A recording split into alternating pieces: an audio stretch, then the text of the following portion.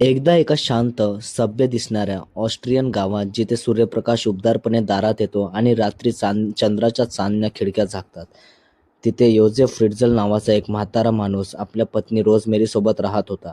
बाहेरून पाहिल्यास शांत कुटुंब परिपूर्ण वाटायचं. 7 अपत्य, घरात हसणं खेळणं, शेजाऱ्यांशी सभ्य बोलणं. पण घराच्या खोलवर जमिनीखाली एक भयावह रहस्य दडलेलं होतं, जे कोणालाही माहिती नव्हतं. योझेफ हा एक सर्व्हायलिस्ट होता. त्याला अंडरग्राऊंड बंकर बनवण्याची खूप आवड होती. त्याने आपल्या घराच्या तळागाळात एक गुप्त खोली बांधली होती, जिथे हवा येत नव्हती, सूर्यप्रकाशाचा नामोनिशाण नव्हता आणि छत इतकं खालचं की उभं राहणंही अवघड. त्या खोलीत छोटे छोटे रूम्स होते, 2 बेडरूम, एक लिव्हिंग एरिया, एक स्टोरेज. पण हे सगळं एका भयंकर योजनेचा भाग होतं, जिथे योझेफने वर्षानुवर्ष आखली होती. योझेफ आणि रोझमेरी यांची एक मुलगी होती, एलिझाबेथ. ती इतर मुलांपेक्षा वेगळी होती. ती आणि योझेफ यांच्यात नेहमी भांडणं होतं. घरातलं वातावरण नेहमी तणावपूर्ण असायचं. एक दिवस जेव्हा एलिझाबेथ 18 वर्षांची झाली, तेव्हा योझेफने तिला सांगितलं की तळघरात एक दरवाजा दुरुस्त करायचा आहे आणि त्याला मदत हवी आहे. एलिझाबेथने होकार दिला. दोघे तळघरात गेले. अचानक योझेफने आपल्या खिशातून एक रुमाल काढला, जो क्लोरोफॉर्मने भिजलेला होता, आणि तो एलिझाबेथच्या तोंडावर ठेवला. त्याने तिला घट्ट पकडलं. काही क्षणातच एलिझाबेथ बेशुद्ध झाली. जेव्हा तिची डोळे उघडली, ती त्या गुप्त खोलीत होती, जमिनीखाली अंधाऱ्या हवाविरहित जागेत, जिथे बाहेरची दुनिया कधीच पोहोचली नव्हती. योझेफने रोझमेरीला सांगितलं की एलिझाबेथ घर सोडून एका कल्टमध्ये सामील झाली आहे आणि कधीच परतणार नाही. रोझमेरीने हे मान्य केलं, पण खरं तर एलिझाबेथ त्या घराच्या खालीच कैद होती. योझेफ दररोज चोरून खाणं-पाणी घेऊन त्या खोलीत जात असे, पण त्याने फक्त तिला कैद केलं नव्हतं, त्याने तिच्यावर वारंवार बलात्कार केला. 4-5 वर्षात एलिझाबेथ गरोदर राहिली. तिने त्या अंधाऱ्या खोलीतच बाळाला जन्म दिला. त्या बाळाला बाहेरची दुनिया कधीच दिसली नव्हती. एका वर्षात पुन्हा गरोदरपणा, पुन्हा जन्म. आता ती 2 मुलांना त्या खोलीत वाढवत होती, जिथे हवा नव्हती, प्रकाश नव्हता, फक्त योझेफचा पावलांचा आवाज आणि त्याच्या सावलीची भीती. 3ऱ्या बाळाचा जन्म झाला. योझेफने ते बाळ खोलीबाहेर नेलं, एका बॉक्समध्ये ठेवलं आणि घराच्या दारापुढे ठेवलं. नंतर रोझमेरीला सांगितलं की हे बाळ एलिझाबेथने कल्ट सोडून पाठवलं आहे, कारण ती गरोदर राहिली होती आणि बाळ सोडून गेली. आश्चर्याची गोष्ट ही की रोझमेरीने हे मान्य केलं आणि त्या बाळाला आपलं म्हणून वाढवायला सुरुवात केली.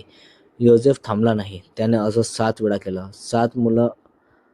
एकाचा जन्मादरम्यान मृत्यू झाला. त्यापैकी 3 खाली त्या खोलीत एलिझाबेथसोबत वाढत होती आणि 3 वर रोझमेरीसोबत सामान्य जीवन जगत होती. खालची 3 मुलं कधीच सूर्यप्रकाश पाहिले नव्हते, कधीच बाहेरची हवा श्वास घेतली नव्हती. त्यांना माहितीच नव्हतं की खोलीच्या बाहेर एक विश्व आहे. योझेफने त्या खोलीत एक टीव्हीही लावला होता, फक्त आपल्या नियंत्रणात. तो स्वतः बाहेर सुट्ट्या घ्यायचा, 15-15 दिवसांच्या ट्रिप्स, जग फिरायचा, आनंद लुटायचा. पण घरात अंधाऱ्या खोलीत त्याची मुलगी आणि नातवंड कैद होती. एकदा एक मुलगी, जी 19 वर्षांची होती आणि कधीच खोलीबाहेर पडली नव्हती, अचानक खूप आजारी पडली.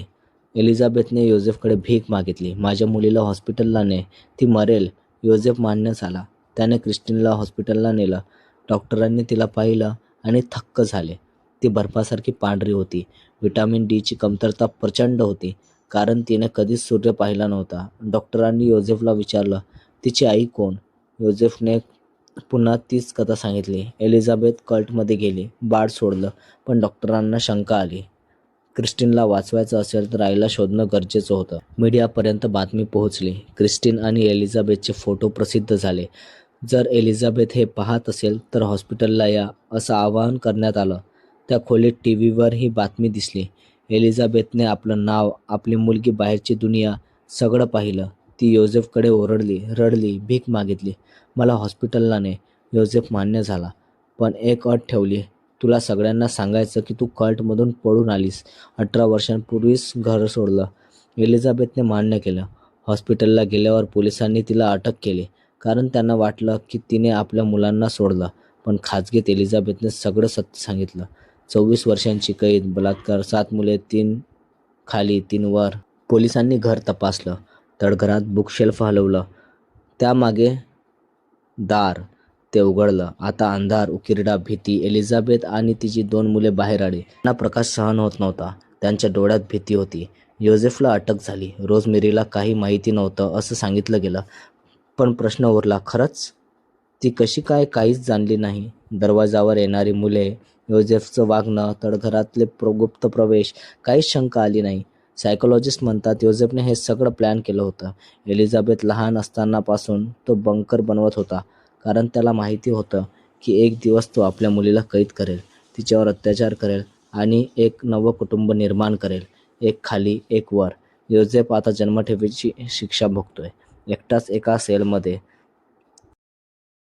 पण त्याच्या डोळ्यात पश्चाताप दिसत नाही.